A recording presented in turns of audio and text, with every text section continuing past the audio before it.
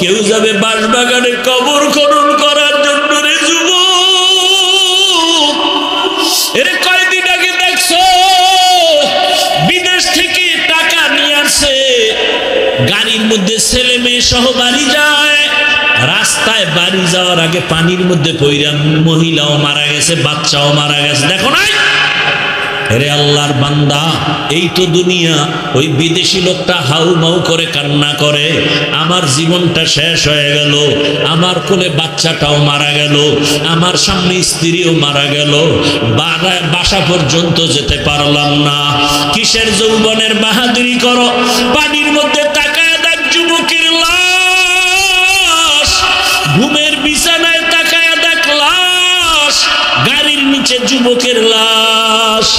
ওরে মায়ের কান্না শুরু হয়ে যাবে, তাকাইয়া দেখবি রে যুবক, আপনজনের আইসা তোর গায়ের গেঞ্জিটা বেলেট দিয়ে কেটে কেটে রাখবে, গোসল করাইয়া যখন কাফন পরাবে, খাটে উঠাবে মসজিদের খাটিয়া ঘরের দরজায়, তোমারে আমারে খাটে উঠাইয়া যখন ঘর থেকে জানাজার ময়দানে নিবে, আম্মা জান জানালা দিয়া চিৎকার দিয়ে বলবে, আমার বাবারে কই না, শেষবারের মতো একটু চেহারাটা দেখাইয়া যাও, আমার বাবারে আর জীবনে বুঝি দেখতে পারবো না। চির বিদায় দিয়ে দিবে সবাই। জানাজা পড়াইয়া ওই বাঁশবাগানে যেখানে দিনেও কেউ যায় না ভয়, ওইখানে তোমাকে আমাকে শোয়াইয়া মাটি দিয়া বিদায় হয়ে যাবে। ও যুবক বাবা, মনের আশা পূরণ কইরা তো গুনাহ করছো, এবার তওবা করো, মনে মনে আমার আল্লাহকে ডাকো আর বলো, হে আল্লাহ, আমার মতো জেনারেল লাইনের যুবক হইয়া যদি রাস্তায় গাড়ি চালাইয়া নামাজ পড়ে আমি কেন পারি না? আমার মতো জেনারেল লাইনের যুবক যদি চাকরি করে নামাজ পড়ে আমি কেন পারি না? আমার মতো যুবক যদি জেনারেল লাইনে থাকিয়া ব্যবসা করিয়া নামাজ পড়ে আমি কেন পারি না? তবে সৌদি, মক্কা, মদিনায় এত ফেরকা, এত কিছু, আপনারা শুনছেন কোনোদিন যে তারা এই এত মতামতের মধ্যে কিলাকিলি লাগিয়া 10 জন মারা গেছে? শুনছেন? তো সোনার বাংলায় গজব কেন, ঝগড়া কেন? বুকে হাত বাঁধি নাবিওয়ালারা বেজার, নাবির নিচে হাত বাঁধলে বুকওয়ালারা বেজার, 20 রাকাত তারাবি পড়ি 8 রাকাতওয়ালারা সালাম দেয় না, দিলেও নেয় না। কেন এই গজব? কেন? কার বদনজর লাগছে আমার দেশে? এত ঝগড়া হবে কেন? আপনি 20 রাকাত পারেন না, পড়েন 8 রাকাত, আপনার জবাব আপনি আল্লাহর কাছে দিবেন। হ্যাঁ, আমার এখানে করণীয় কি? আপনাকে মহব্বতে বুঝাতে পারি, আর কিছু নেই।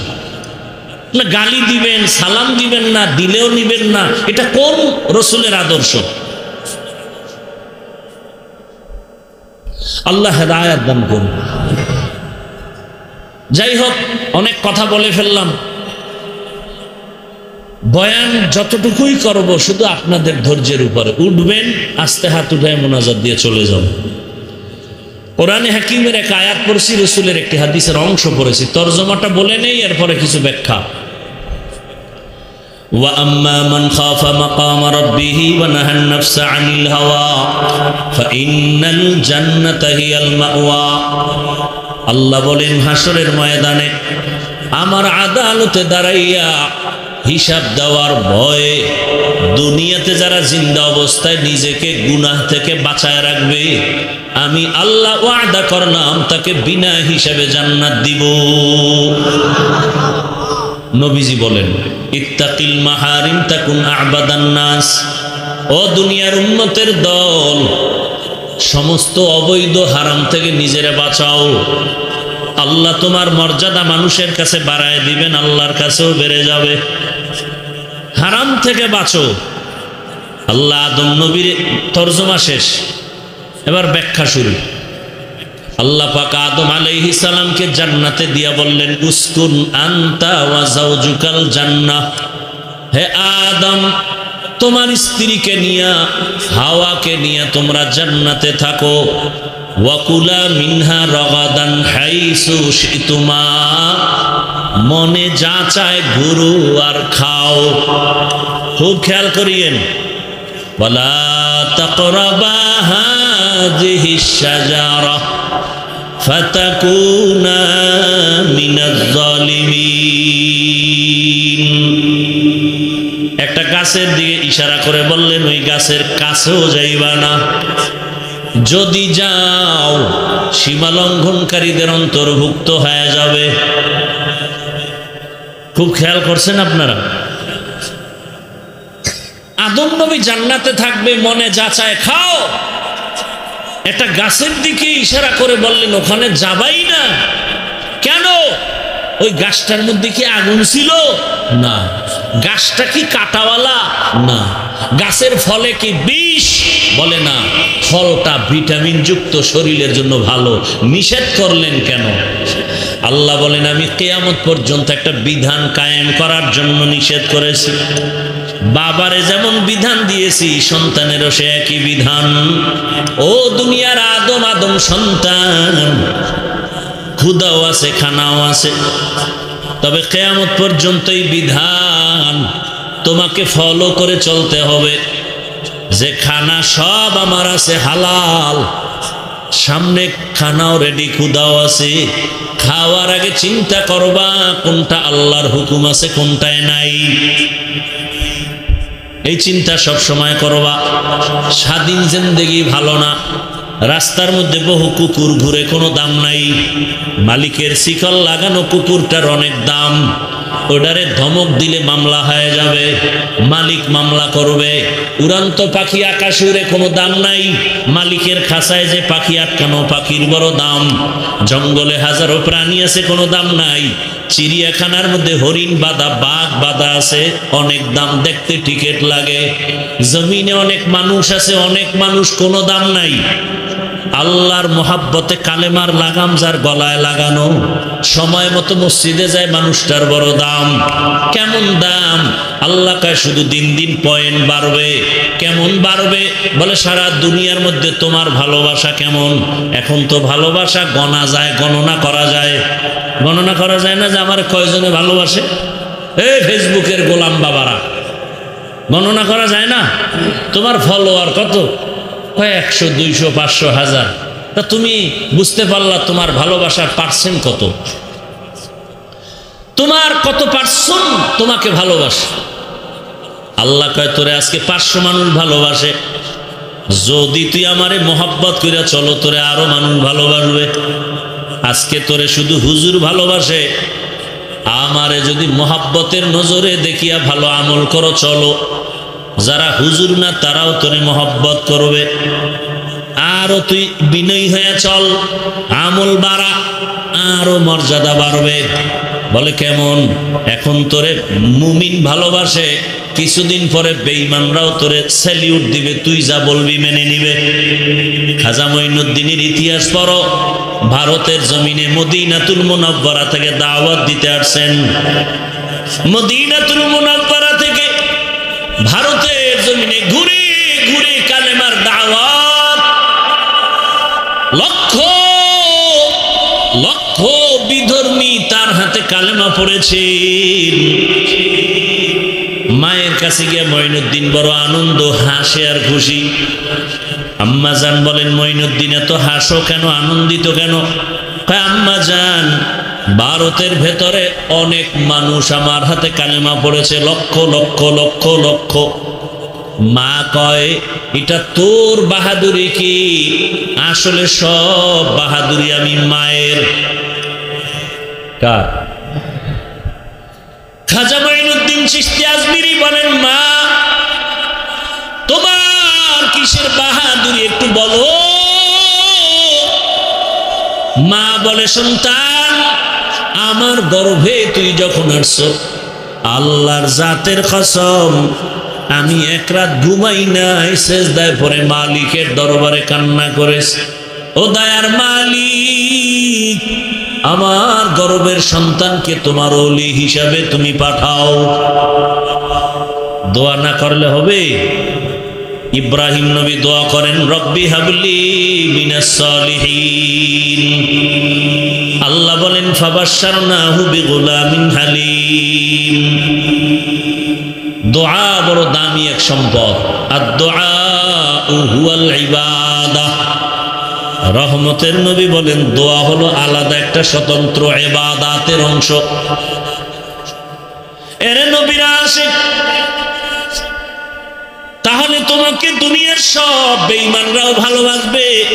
কয় আরো কি মর্যাদা বাড়বে নাকি? বলে হ্যাঁ, আরো আমল বাড়াও, মর্যাদা বাড়বে। বল কেমনে? এখন তোমাকে জগতের মুমিন বেঈমান সবাই ভালোবাসে, কিছুদিন পরে দেখবা তোমার উপরের ভালোবাসা বেড়ে যাবে, উড়ন্ত পাখিও তোমারে ভালোবাসবে, নদীর মাছ তোমারে ভালোবাসবে, জঙ্গলের প্রাণী তোমারে ভালোবাসবে। তখন তুমি বাঘের সাথে কথা বলবা, বাঘ শুনবে, পাখিরে কথা বলবা, পাখি শুনবে। এরকম ঘটনা জমিনে আছে না নাই? খাকো বাদ আবো আতিশ বান্দান বামানো তু মুর্দা বাহাক জিন্দা আম। উজানি একটা জায়গা আছে, কচুয়া থানা, চাঁদপুর জেলা, কুমিল্লার পার্শ্বে। এর পাশে আর একটা জেলা আছে নোয়াখালী। নোয়াখালী জমিনের এক সন্তান, কোটিপতির সন্তান, বাবায় টাকার বালিশ বানায় ঘুমায়, বলতে গেলে এই পরিমাণ টাকা। এর সন্তান কোন এলাকা? নোয়াখালী। বাবার টাকা পয়সা বাদ দিয়া বের হয়ে গেলেন ঘর থেকে। না, টাকা পয়সা দরকার নাই, এক টানে চলে গেলেন ভারতে, দেওবন্দ। মাওলানা হলেন, তেরাতে সাবা পড়লেন। এরপরে রশিদ আহমদ গঙ্গুহি দরবারে গেলেন, সেখানে বায়াত গ্রহণ করলেন। তাসকিয়ার সবক নিয়া বাইতুল্লাহর পার্শ্বে গেলেন, পার্শ্বে এক মসজিদ একটু দূরে, ওখানে গিয়া তেলাওয়াত শুরু করলেন। মক্কার মানুষ বড় আশেক হয়ে গেল। হুজুর আপনার বাড়ি কই? কয় বাংলাদেশ। আপনার তেলাওয়াত এত মজা লাগছে, আমাদের মসজিদে আপনি ইমামতি করেন। ইমামতিতে রাজি হয়ে গেলেন। কিছুদিন পরে বিবাহের প্রয়োজন। সৌদি আরবের মানুষ এতটাই পাগল হয়ে গেল, মেয়েকে বিবাহ দিবেন, তবে শর্ত বাংলাদেশে নেওয়া যাবে না। এই শর্তে বিয়া হয়ে গেল। বিবাহ করার পরে কিছুদিন থাকলেন। রশিদ আহমদ গঙ্গুহি চিঠি লিখলেন, ও বাংলাদেশের কারি ইব্রাহিম, বাংলাদেশে গিয়া তাড়াতাড়ি খেদমত শুরু করে দাও। হযরতের চিঠি পাইয়া বিবিকে বললেন, যাবা নাকি থাকবা? শর্ত তো না নেওয়ার। বলে আমি যাব। পরিবারের অনুমতি নিয়ে দেশে আসলেন। নোয়াখালীর জমিন বাদ দিয়া চাঁদপুর জেলার কচুয়া থানা, ওখানের এলাকার একটা নাম উজানি। হিন্দুদের মালিকানা, বিশাল বড় জঙ্গলওয়ালা জমিন খরিদ করলেন। করার পরে ভেতরে পরিচ্ছন্ন করার জন্য ঢুকলেন। গিয়া দেখে একটা গম্বুজ দেখা যায়। গম্বুজের ভেতরে একটা বাঘ তার বাচ্চাকে দুধ পান করায়। ওই গম্বুজটা এখনো আছে। উজানি গেলে দেখবেন বিশাল বড় মসজিদের দক্ষিণ পশ্চিম কর্নারে ওই গম্বুজ। কারি ইব্রাহিম কয়, রে বাঘ, বনিয়াদম এখানে আসছে, থাকবে, তুমি তোমার গন্তব্যে চলে যাও। কারি ইব্রাহিমে কথা বলা মাত্র কুমিল্লা জেলার একটা থানা আছে লালমাই। লালমাই থানার পাশে একটা পাহাড় আছে, লালমাই পাহাড় বলে। বলতে বলতেই বাঘ তার বাচ্চা কাঁধে নিয়ে লালমাই পাহাড়ে রওয়ানা। আপনি মাথা পাগল হয়ে যাবে, এটা কেমন করে সম্ভব? আপনি বলবেন এটা হতেই পারে না। আল্লাহ কয়, আমার কুদরতের দ্বারা সম্ভব। আল্লাহর কাছে মানুষের থেকে প্রিয় কোনো বস্তু নাই, প্রাণী নাই। আর মানুষের মধ্যে আল্লাহর কাছে সবার থেকে দামি, ইন্না আকরামাকুম ইনদাল্লাহি আতকাকুম। যারা আল্লাহর মুহাব্বতে তাকওয়ার উপরে চলে তারা আল্লাহর কাছে দামি। এইবার যারা একটু মাস্তানি ভাব নিয়ে বলে তোমরা এই কথা মানি না, শিরিক করছো, আপনার কাছে আমার বিনয়ের প্রশ্ন জবাব দিয়া তারপরে যাইয়েন। আপনারাও জবাব দেন। আপনাদের গ্রাম অঞ্চলে গরু দিয়া চাষাবাদ করেনি? করে? যারা চাষি গরুর হাল চাষ করে এরা কত ডিগ্রি পাস, বিএ পাস? সাধারণ মানুষ, তাই তো? কথা বলেন না কেন? সাধারণ মানুষ। আচ্ছা আমাকে বলেন, সত্য কথা মানেন আর না মানেন স্বীকার করবেন তো? আচ্ছা, ওই যে চাষি গরুটারে নিয়ে চাষ করে, গরুরে যখন বলে গরু দাঁড়া, কথা শুনে গরুরে যদি বলে ডানে যা, যায়। বামে যা, যায়। মাঠের মধ্যে 500 হাঁস পানির মধ্যে ওরা ঘুরতেছে, হাসতেছে, খেলতেছে। সন্ধ্যাবেলা মালিক মহিলা যখন ডাক দিছে, 500 হাঁসগুলো খোলামেলা অবস্থা থেকে বন্দি খাঁচায় আসে, আসে। একটা চাষির কথা যদি গরু শুনে, তাকওয়াওয়ালার কথা বাঘ শুনবে না কেন? এটা বুঝার মতো তোমার মেমোরি নেই, জিবি হ্যাং হয়ে গেছে, কপাল পুড়ছে তোমার। আল্লাহ হেদায়াত দান করুন। আউলিয়ারা কারে উকবা ইখতিয়ার, জাহেলারা কারে দুনিয়া ইখতিয়ার। খারাপ লাগতেছে আপনাদের? আল্লাহ তাআলা বলেন, আম্মা মান খাফা মাকাম রাব্বিহি ওয়া নাহান নাফসা আনিল হাওয়া ফাইন্নাল জান্নাতা হিয়াল মাওয়া। হাসরের ময়দানে আল্লাহর আদালতে দাঁড়াইয়া হিসাব দেওয়ার ভয় অন্তরে জমা করিয়া যারা দুনিয়াতে গুনাহ ছেড়ে দিবে, আল্লাহ ওয়াদা করেছেন আমি তাকে বিনা হিসাবে জান্নাত দিয়ে দিব। জান্নাতে যাইতে চাননি কি আল্লাহর বান্দারা? যাইতে চান? হিসাব দিয়া না হিসাব ছাড়া? আল্লাহ সবাইকে কবুল করে। তা আল্লাহ কি বলছেন? গুনাহ থেকে নিজেকে বাঁচায় রাখো। গুনাহ থেকে বাঁচার উপায় কি? গুনাহ থেকে বাঁচার জন্য দুই দিকে দুই মেডিসিন লাগবে। যেমন গুনাহ করে ফেলেছেন এরকম লোক এখানে নাই। হাতের গুনাহ, চোখের গুনাহ, জবানের গুনাহ, অন্তরের গুনাহ করে ফেলেছে। শয়তানের দোকায় গুনাহ করেছি, এখান থেকে কেমনে বাঁচবো? আবার সামনে যতদিন আমি হায়াত পাইব গুনাহ যেন আর নতুন করে না হয়, জবানের দ্বারা যেন গুনাহ না হয়, হাতের দ্বারা যেন গুনাহ না হয়। সামনের জীবনে গুনাহ থেকে বাঁচবো কি করে? দুই গুনার থেকে বাঁচার জন্য দুই মেডিসিনের প্রয়োজন। মেডিসিনটার নাম হলো আল্লাহর ভয়। কার ভয়?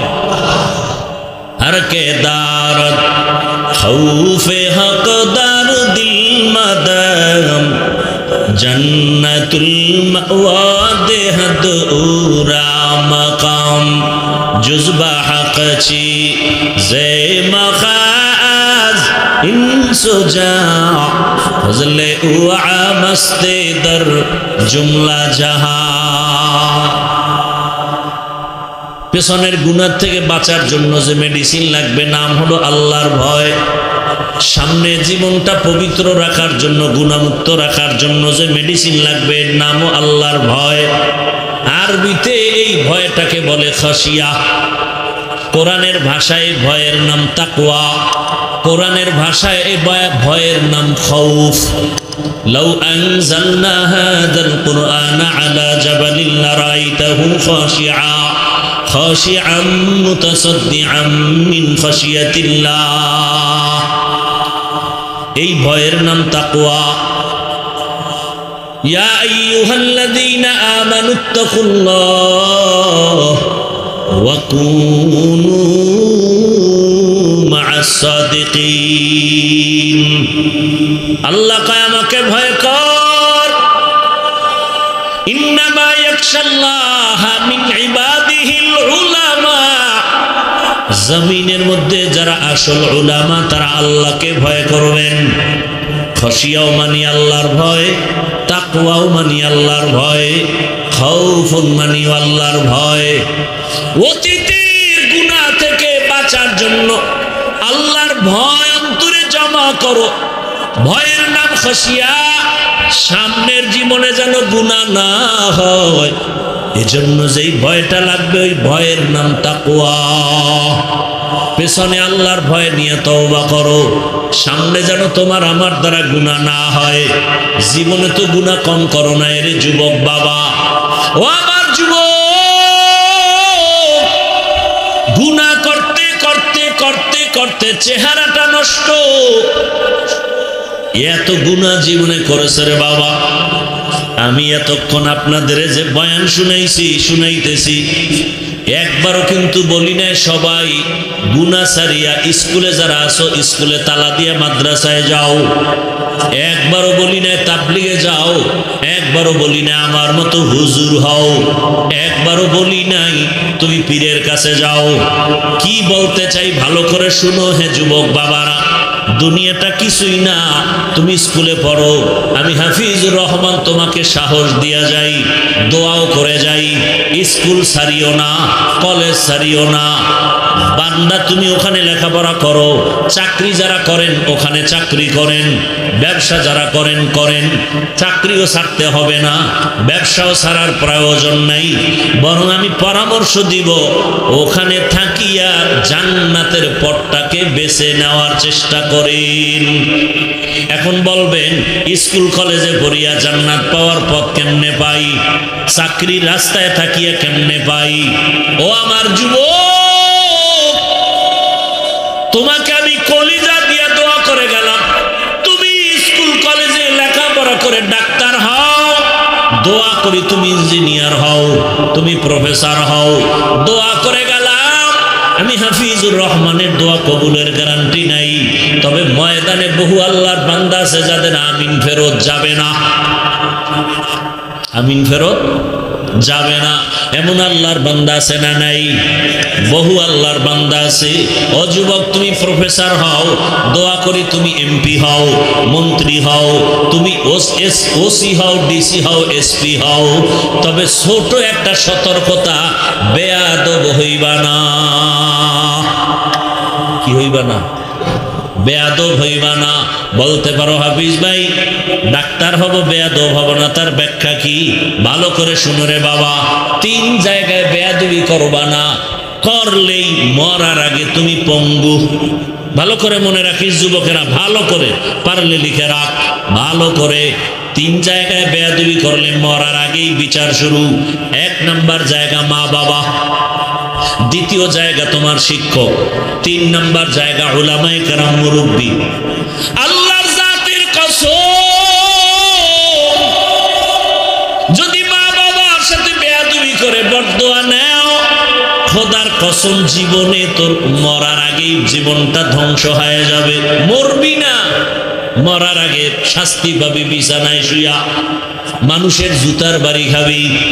2 নাম্বার, শিক্ষকের যদি বেয়াদবি করে কোনো বদদোয়া নাও, লেখাপড়ার জিন্দেগি তোর ধ্বংস হয়ে যাবে। 3 নাম্বার, উলামায়ে কেরামের পরামর্শের বাইরে গিয়া যদি বেয়াদবি করে বদদোয়া নাও, হাত উঠাইয়া বদদোয়া করা লাগে না, তোমার আচরণে দিলে কষ্ট লাগছে, নিঃশ্বাস ফেলছি, এটাই তোর গজবের জন্য যথেষ্ট। হাত উঠাইয়া বদদোয়া করতে হয় না, হাত উঠাইয়া দোয়াও করা লাগে না। মায়ের এমন একটা কথা বলছো, মা চোখের পানি ছেড়ে দিছে, তোর কপাল ধ্বংস হওয়ার আর কিছু বাকি নাই, আর কোনো আলাদা কিছুর দরকারও নেই। এরে আমার কলিজার যুবক, মা বাবার দোয়া নিয়ে সামনে আগাইও, শিক্ষকের দোয়া নিয়ে আগাও, উলামায়ে কেরামের দোয়া নিয়ে সামনে আগাও। যদি 3 জায়গার দোয়া থাকে তোমার জীবন সফল, ডাক্তার হলো তোমার জীবন ধন্য। আর যদি বেয়াদবি করে ডাক্তার হও, তাসলিমা নাসরিনের মতো জুতা খেয়ে দেশ থেকে পালিয়ে যেতে হবে। জিন্দেগি মে বন্দেগি তু কর নাহি, जिंदगी में बंदगी तू कर नहीं, जिंदगी में बंदगी शर्मिंदा है, जिंदगी में बंदगी शर्मिंदा है। दुनिया में हो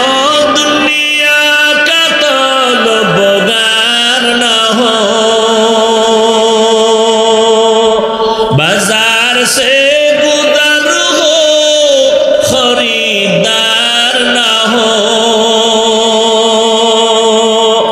ये दुनिया एक मिसल कागज फूल है, ये दुनिया एक मिसल कागज फूल है। जिंदगी में बंदगी तू कर नहीं, जिंदगी बे बंदगी शर्मिंदा है, जिंदगी बे बंदगी शर्मिंदा है। जिंदगी में बंदगी कुन बंदगी, बंदगी बे जिंदगी शर्मिंदगी। कय জায়গার থেকে দোয়া লাগবে? এক নাম্বার জায়গা মা বাবা, দ্বিতীয় শিক্ষক। আল্লাহর কসম, শিক্ষকের যদি বদদোয়া লাগে লেখাপড়া ধ্বংস। রাস্তায় চলতে গিয়া বহু তোমার মতো যুবক দেখি অর্ধুলাঙ্গ পাগল, কিন্তু ইংলিশে কথা বলে। এমন পাগল দেখছেননি? রাস্তার পাগল কেমনে কথা কয়? ইংলিশ। আবার এক পাগল দেখলাম আরবিতে কথা বলে। আরে পাগল হইয়া কি আবার ইংলিশে কোচিং করলো নি? না না, তো ব্যাপার কি? বলে ভালো ছাত্র ছিল, শিক্ষকের সাথে বেয়াদবি করে পাগল হয়ে গেছে। লিকুল্লি শাইইন জিনাতুন ফিল ওয়ারা ওয়া জিনাতুল মারই তামামুল আদাবি। আজ খোদা ही में तौफीक आ बेअदब महरूम गश आज फजले राव। 3 नंबर জায়গা কি? উলামায়ে আহলে হক, উলামায়ে কেরামের সাথে বেয়াদবি করলে কপাল খারাপ।